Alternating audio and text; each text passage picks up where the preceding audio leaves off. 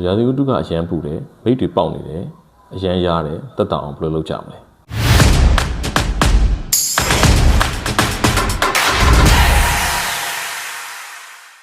အားလုံးမင်္ဂလာပါဒေါက်တာကျော်ဟက်ဘလော့ကနေအားလုံးပြန်လည်ကြိုဆိုလိုက်ပါတယ်ကျွန်တော်ဒေါက်တာကျော်မင်းသူပါကောင်းဆောင်မှုတို့စီရင်ရဲ့ပြည်နယ်ပြည်သူစီအောင်ဖြစ်ပြီးတော့ online နေပြီးတော့ကျမ်းမာရေးဆောင်ရွက်မှုတွေကိုပြုလုပ်ပေးလျက်ရှိပါတယ်ကျွန်တော်တို့အခုချိန်မှာနေရာဒီကိုပြန်လည်ရောက်ရှိလာပြီးဖြစ်ပါနေရာဒီရောက်ရှိလာတဲ့ချိန်မျိုးမှာချွေးတအားထွက်တာတွေရောရာသီဥတုအရန်ပူတာတွေရောကြောင့်မလို့တော်တော်များများမှာမိတ်တွေထွက်လာကြပါတယ်မိတ်ကသဘောတဘာဝအရာကုတ်လေးရားလေးကုတ်လေးရားလေးနဲ့ဒီကုတ်တဲ့ရားတဲ့ဒီ cycle ကြီးအတော်မတက်နိုင်ပဲဖြစ်နေကြပါတယ်ဒီထဲမှာတော့နေရာဒီမှာမိတ်ပေါက်တာကိုတက်တောင်လုပ်တရမယ်နီလန်း9မျိုးနဲ့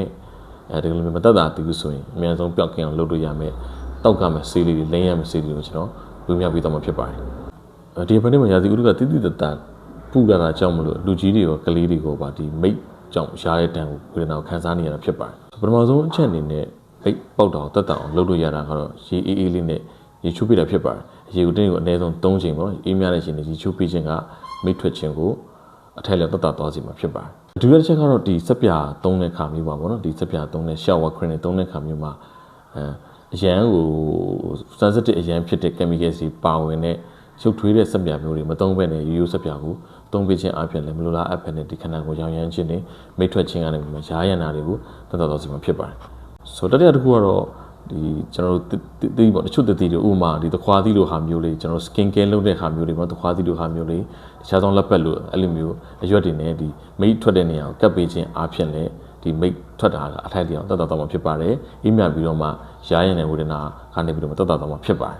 နောက်တစ်ချက်ကတော့မိမိရဲ့ဒီမိတ်ထွက်နေတဲ့နေရာကိုအေးမြတဲ့ဥပမာအဝတ်လေးကိုရေစွပ်ပြီးတော့မှညှစ်ပြီးတော့မှရေဘက်တိုက်တဲ့လိုပုံစံမျိုးပေါ့ဒီလိုမျိုးကပ်ပေးခြင်းကလည်းဒီမိတ်ကြောင့်မလို့ရရန်ချင်းနေမိကပွားနှုံးမှုတွေကိုဒါအထက်လျောက်ရက်တက်သွားစေမှာဖြစ်ပါတယ်နောက်ဆုံးတစ်ချက်ကတော့အဝတ်စားတွေကိုပွားရောင်ရောင်လေးကိုဝတ်ပေးရမှာဖြစ်ပါတယ်အရန်ကျက်တဲ့ body အရန် fitting ဖြစ်တာတော့အရန်ကျက်ထုတ်တဲ့အဝတ်စားတွေဝတ်မယ်ဆိုရင်တော့မိတ်ထွက်ခြင်းကိုပုံပြီးတော့အားပေးစေပြီးတော့မှရွှေ့ဖို့ထွက်တယ်ပူရားတယ်မိတ်ပူထွက်တယ်ဒီမျိုးတန်တရားလင်းနေမှာဖြစ်ပါတယ်ဒါကြောင့်မလို့လေဝင်လူထွက်ကောင်းတဲ့အဝတ်ပွားတွေကိုဝတ်ပေးခြင်းအပြင်လည်းဒီမိတ်ထွက်ခြင်းကလည်းအလင်းမဲ့သုံးသက်တော့မှာဖြစ်ပါတယ်ဆိုတော့ကျွန်တော်ခုပြပြပေးလိုက်တာကတော့မိမိတို့အနေနဲ့ဒီနွေရာသီမှာအရန်ကိုရာရန်ပြီးတော့မှမိတ်တွေထွက်နေပြီဆိုရင်တက်တောင်လုပ်ရတဲ့နီလန်းလေးတွေပဲဖြစ်ပါတယ်ဆိုတော့ဒီတက်တောင်လုပ်ရတဲ့နီလန်းလေးလုပ်လို့မတက်တာဘူးဆိုရင်တော့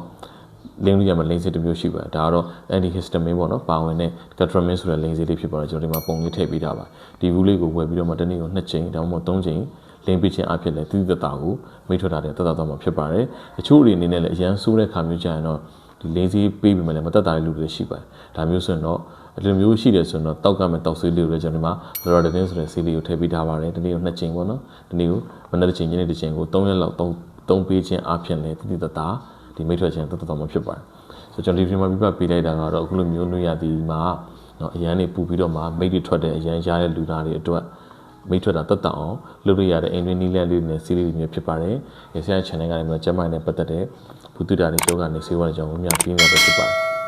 ဒီဗီဒီယိုရဲ့ကျမ်းမာတွေများတော့အကျိုးရှိစေတာမလို့ဆရာရဲ့ TikTok channel နဲ့ Facebook page တွေ YouTube channel လေးကို subscribe လုပ်ပြီးပါ follow လုပ်ပြီးပါတော့အားလုံးတိုက်တွန်းလိုက်ပါတယ်သိချင်တဲ့မိကုန်းလေးရှိတဲ့အောက်က comment မှာဝင်ရောက်ရေးသားထားလို့ရပါတယ်ဆရာနဲ့စီကံပြခြင်းနဲ့ဆိုရင်တော့ဆရာစီကံကိုအမစနစ်ကိုကျူးစွာပါ၏မတိုင်ဒီခဲမီမှာဖွင့်လှစ်ပေးထားပါတယ်ဒီမှာလိပ်စာလေးတွေကျွန်တော်ထည့်ပေးထားပါတယ်ဒီလိုမျိုးအကြောင်းမျိုးကြောင့်စီကံမလာနိုင်လို့ online နဲ့စီကံပြခြင်းနဲ့သူတို့တက်ကိုလည်းအမဖော်ပြထားတဲ့ဖုန်းနံပါတ်တွေကိုဆက်သွယ်ပြီးတော့မှဓာတ်ရက်ဆက်သွယ်ပြီးတော့မှ online နဲ့စီကံပြခြင်းနဲ့လို့ပြောလို့ရပါတယ်ကျွန်တော်ဆရာစီကံလေးတော့ပြန်လည်ဆက်သွယ်ပြီးမှဖြစ်ပါတယ်ဆိုတော့ဗီဒီယိုလေးကိုအဆုံးထိကြည့်ပြီးတော့ဒုတိယချင်းတိုင်းကိုကျေးဇူးတင်ပါတယ်အားလုံးပဲမင်္ဂလာရှိသောနေ့လေးဖြစ်ပါစေနောက်ဗီဒီယိုမှာပြန်တွေ့ပါမယ်ခင်ဗျာ